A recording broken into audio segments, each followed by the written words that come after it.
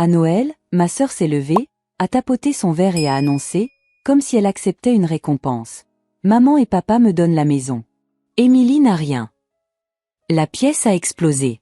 Des acclamations, des sifflets. Quelqu'un a même crié, il était temps. Je n'ai pas applaudi. Je n'ai pas scié. J'ai juste souri de la façon dont on sourit quand une tempête arrive. Mais tu sais déjà que le toit est à eux, pas à toi. J'ai posé ma fourchette. Papa, ai-je dit doucement. Je leur dis où tu le fais. Son visage s'est vidé de son sang. Ma sœur s'est figée. Et à ce moment-là, tout le monde a su que quelque chose allait arriver. Avant de vous raconter ce qui s'est passé après ce silence, dites-moi, d'où écoutez-vous ce soir? Cela aide de savoir qu'il y a des gens là-bas qui ont survécu à des familles comme la mienne. Je m'appelle Émilie Noël, et si vous aviez rencontré ma famille avant ce Noël, vous auriez pu penser que nous étions proches. Le genre d'image parfaite que les gens postent sur les cartes de vœux. Pulls assortis, sourire devant le sapin, prétendant que nous n'élevons jamais la voix. Mais les familles comme la mienne ne se brisent pas de manière bruyante et évidente. Elles se fissurent en silence, dans les petits choix, dans qui est écouté et qui est ignoré. Et aussi loin que je me souvienne, j'ai vécu dans cet espace silencieux où les gens ne vous remarquent que lorsqu'ils ont besoin de quelque chose. Jeanne, ma sœur cadette, n'a jamais connu cet espace. Elle était la préférée. Brillante, bruyante, pleine de charme. Le genre de fille que les proches encensent lors des réunions, la qualifiant de naturelle et des étincelles. Je ne la détestais pas pour ça. J'ai juste appris tôt que je devrais construire ma vie par moi-même, car rien ne me serait jamais donné comme ça l'était à elle. En grandissant, j'ai vu mes parents déverser leur attention sur Jeanne comme si elle était une plante qui avait besoin d'un arrosage constant. Cours de danse, colonies de vacances, leçons particulières, des choses qu'on me disait inabordables quand je demandais.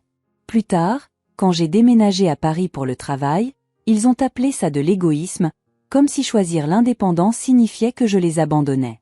Pendant ce temps, Jeanne restait proche, visitant chaque week-end, se glissant dans ce petit moule parfait qu'ils avaient sculpté pour elle. Pourtant, je continuais à rentrer pour les fêtes, pour ma grand-mère surtout. Évelyne Noël, esprit vif, cheveux argentés, la seule personne de la famille qui me regardait avec une vraie fierté. Quand elle me serrait dans ses bras à la porte, cela ne ressemblait pas à une obligation. Cela ressemblait au fait d'être vue. Elle me tapotait la joue, chuchotait quelque chose comme « Tu es plus forte qu'il ne le pense ». Puis elle se glissait dans son fauteuil comme si elle ne venait pas de me donner assez de carburant pour tenir une autre année. Ce Noël semblait étrange avant même de commencer. L'air dans la maison était différent.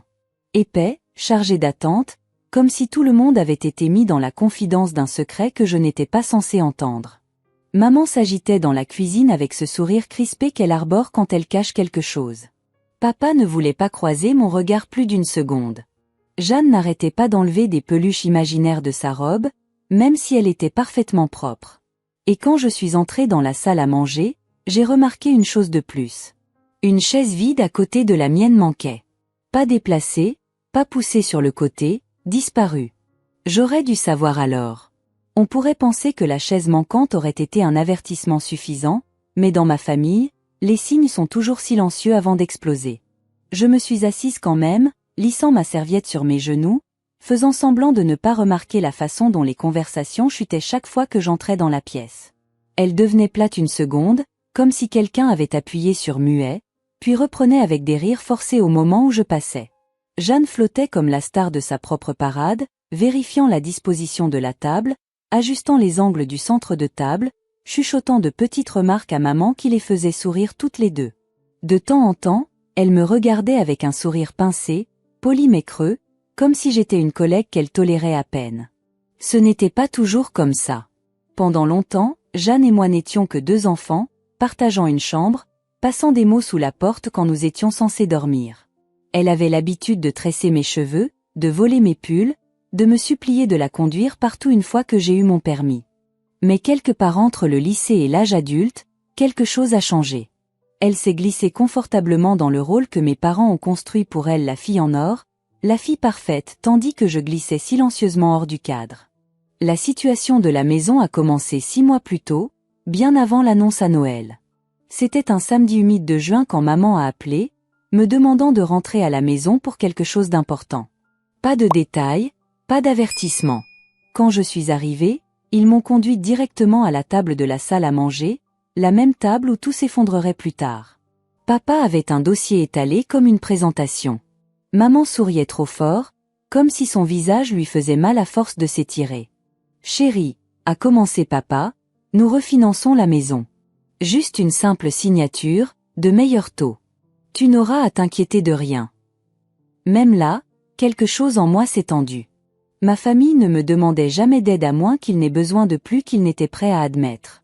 J'ai feuilleté les papiers, le cœur battant alors que j'essayais de donner un sens aux chiffres. Quelque chose semblait faux.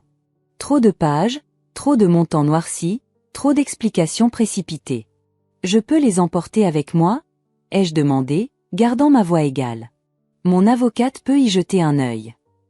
Le silence qui a suivi m'a tout dit. Le sourire de maman a vacillé. Papa a refermé le dossier trop vite, comme s'il regrettait de l'avoir mis devant moi en premier lieu. C'est juste une formalité, a-t-il insisté. Pourquoi compliquer les choses ? Mais j'ai pris le dossier quand même. De retour à Paris, mon avocate a feuilleté les papiers, les sourcils se levant plus haut à chaque page. Elle n'a pas souri. Elle n'a pas tergiversé. Elle m'a appelé le lendemain matin. Ce n'est pas un refinancement, a-t-elle dit. C'est un transfert de responsabilité. Si tu signes, tu es responsable de leurs dettes. Dettes ? J'ai fixé le téléphone, engourdi. Quelle dette ? Elle a expliqué lentement, soigneusement. Une deuxième hypothèque, des mois de paiement manqués, des lettres de saisie, des choses dont je ne soupçonnais même pas l'existence. Et au moment où j'ai compris, quelque chose en moi s'est verrouillé. Pas de la colère, pas encore. Quelque chose de plus froid, quelque chose de stable. 2 mois plus tard, papa a rappelé, cette fois pour demander de l'argent. Pas un prêt, pas de l'aide, de l'argent. Il a dit que c'était pour les frais médicaux de maman. Mais quand j'ai proposé de payer l'hôpital directement, il s'est effondré. L'histoire a changé. La vérité a fui. Paiement en retard, échéance, désespoir. Et maintenant, assise à cette table de Noël, regardant Jeanne rayonner sous l'attention de tous, le poids de ces 2 mois pressait contre mes côtes. Il ne lui donnait pas la maison. Il lui donnait la dette. Et il s'attendait à ce que je sois assise tranquillement à côté d'elle pendant que ça arrivait. Au moment où décembre est arrivé, le secret était assis entre mes parents et moi comme un fil électrique sous tension. Nous ne parlions pas des papiers que j'avais refusé de signer ou de l'appel où papa avait admis la vérité.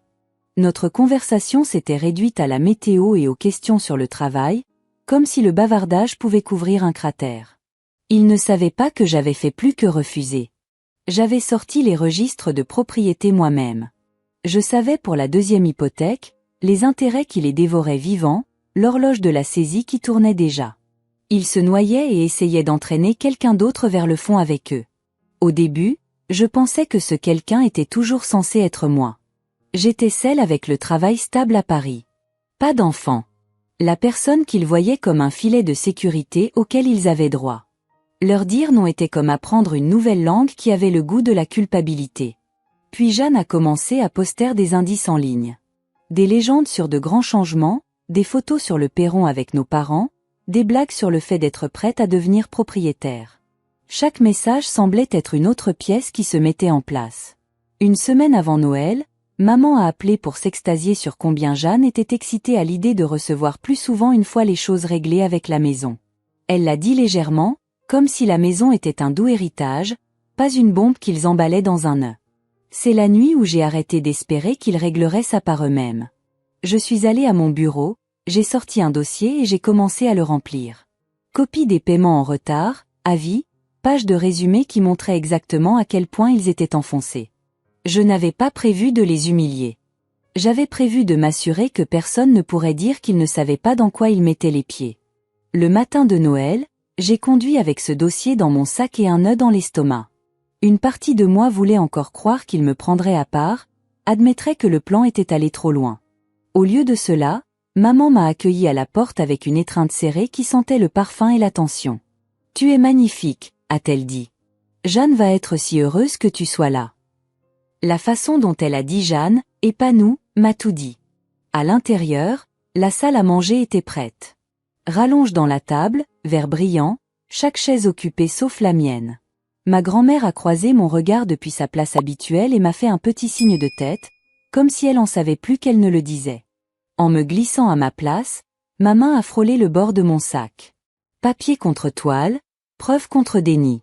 S'il transformait ce dîner en spectacle, j'en avais fini de jouer la figurante silencieuse.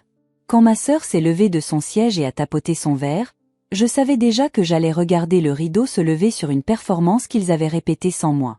Jeanne se tenait là, rayonnante, ses cheveux bouclés parfaitement, le collier que notre grand-mère lui avait donné accrochant la lumière comme s'il avait été choisi spécifiquement pour le moment qu'elle s'apprêtait à voler. « Maman et papa me donnent la maison », a-t-elle annoncé, sa voix assez claire pour porter au-dessus de chaque assiette et chaque verre. Émilie n'a rien. La pièce a explosé avant même que le sens n'ait fini de s'imprégner. Acclamations, applaudissements bruyants, quelques sifflets, et le genre de rire que les gens utilisent quand ils pensent soutenir quelque chose de bien. Quelqu'un a même tapé dans le dos de papa. Ma mère a tamponné le coin de son œil comme si elle assistait à des fiançailles. Je n'ai pas touché mon verre. Je n'ai même pas scié. J'ai juste regardé Jeanne et souri. Pas large, pas chaleureux, le genre de sourire qui porte le poids de tout ce que vous ne dites pas encore. Puis j'ai posé ma fourchette sur mon assiette et j'ai demandé à papa. Je leur dis où tu le fais. L'effet a été instantané. C'était comme si mes mots avaient coupé un fil. La pièce est tombée dans un silence si lourd que je pouvais entendre le radiateur tinter. La main de papa a glissé. Sa fourchette a heurté l'assiette avec un bruit métallique qui a résonné. L'expression de Jeanne s'est pincée. Nous dire quoi? Autour de nous, les proches se sont penchés en avant, sentant le drame. Ma grand-mère a expiré brusquement comme si elle attendait que quelqu'un, n'importe qui, arrête de faire semblant que tout allait bien. J'ai plongé la main dans mon sac, sorti le dossier et l'ai placé devant moi. Je ne l'ai pas encore ouvert. Je l'ai juste laissé là, reposant comme une menace silencieuse. Avant que vous ne fêtiez le fait que Jeanne obtienne la maison, ai-je dit calmement, vous devriez probablement connaître l'état dans lequel elle se trouve. Papa a essayé de recouvrer. Émilie, pas ici. Pourquoi pas? Ai-je demandé. Tu n'étais pas gênée quand tu as décidé de la lui céder sans lui parler de la dette. Les têtes se sont tournées. Les conversations sont mortes. Jeanne s'est raidie comme si quelqu'un avait tendu une corde à l'intérieur d'elle. Quelle dette? A-t-elle claqué. J'ai enfin ouvert le dossier. Une pile de factures de paiement et d'avis de retard nous fixait. J'ai glissé une page en avant, la ligne de résumé en gras. Ils sont en retard sur les paiements, ai-je dit. Sur 2 hypothèques. La seconde a été contractée sans le dire à personne. Ils sont à des mois de la saisie, peut-être des semaines. La main de ma mère a volé à sa bouche. Papa a rougi. Jeanne a cligné des yeux comme si elle avait été giflée. Ce n'est pas vrai, a-t-elle dit, sa voix montant. Il me l'aurait dit. Il dit, ai-je demandé, les yeux fixés sur les siens, que la maison vient avec plus de 100 000 € de dette? Que si tu signes ces papiers, tu es responsable de chaque paiement en retard et de chaque pénalité. Quelque chose s'est fissuré dans son expression. Le doute s'est insinué. Papa a réessayé. Tu fais paraître ça pire que ça ne l'est, Émilie. Nous gérons. Vraiment. J'ai tenu une autre page. Parce que celle-ci dit que la banque n'est pas convaincue que vous gérez quoi que ce soit. Il s'est jeté en avant comme s'il pouvait m'arracher le papier des mains, là, devant 20 témoins. Je l'ai retiré avant qu'il ne puisse le toucher. Arrête, a supplié maman. S'il te plaît, ne fais pas ça aujourd'hui. Pourquoi pas? Ai-je demandé. C'est vous qui avez choisi aujourd'hui. Les proches ont commencé à bouger sur leurs chaises. Certains mal à l'aise, d'autres nouvellement curieux, quelques-uns ouvertement furieux d'être inclus dans ce spectacle pour lequel ils n'avaient pas été préparés. Ma tante Diane a été la première à parler. Daniel, a-t-elle dit sèchement. Est-ce vrai? Papa n'a pas répondu. Sa mâchoire était si serrée que je pensais qu'elle allait craquer. Maman a enfoui son visage dans sa serviette. Jeanne regardait entre eux et moi. Mais ils ont dit que la maison était à moi. Ça n'a jamais été un cadeau, ai-je dit doucement. C'était une issue de secours pour eux. Ils avaient besoin de quelqu'un pour porter la dette. D'abord, ils ont essayé de me piéger. Quand ça n'a pas marché, ils t'ont choisi. Jeanne restait figée dans sa robe à paillettes, tremblante. Son fiancé, Tyler, s'est légèrement écarté d'elle, comme s'il n'était pas sûr de devoir être associé à tout ça. Elle ment, a-t-il demandé. Mes parents. Maman a sangloté. Papa n'a pas levé les yeux. C'était suffisant. Tyler a repoussé sa chaise et s'est levé. Vous m'avez dit que la maison était payée. Vous avez dit que nous aurions un nouveau départ. Jeanne a tendu la main vers lui, mais il a reculé. Tu t'attends à ce que je... A-t-il dit, la voix tremblant entre colère et incrédulité, que je commence une vie sur un navire en train de couler. Tyler, s'il te plaît. Il a secoué la tête. Je ne me marie pas là-dedans. La pièce a halté collectivement alors qu'il sortait, passant devant la dinde, devant mes parents stupéfaits, par la porte d'entrée sans se retourner. Les jambes de Jeanne ont lâché. Elle s'est effondrée sur sa chaise, les mains tremblantes, le mascara coulant sur ses joues. Pour la première fois depuis des années, elle ressemblait à la petite fille qui rampait dans mon lit après des cauchemars. « Ce n'est pas ma faute », a-t-elle chuchoté. « Je ne savais pas. »« Je sais », ai-je dit doucement. Papa a claqué sa paume sur la table. « Tu as tout gâché. » Je l'ai fixé. « Non, tu as tout gâché à la minute où tu as essayé de refiler ta dette à tes enfants comme si c'était un héritage. Tu déchires cette famille, » a sangloté maman. Elle était déjà brisée, ai-je dit. Je refuse juste de continuer à balayer les morceaux sous le tapis. Un murmure a parcouru les proches. Accord, déception, jugement, le genre qui pique plus parce qu'il vient de témoins qui ont tout vu. Ma grand-mère s'est levée lentement, utilisant la table pour s'équilibrer. Sa voix, bien que mince, portait plus d'autorité que celle de quiconque. « Je t'ai mieux élevé que ça », a-t-elle dit à mon père. Tes filles ne sont pas des canaux de sauvetage dans lesquels tu peux grimper. Papa s'est ratatiné.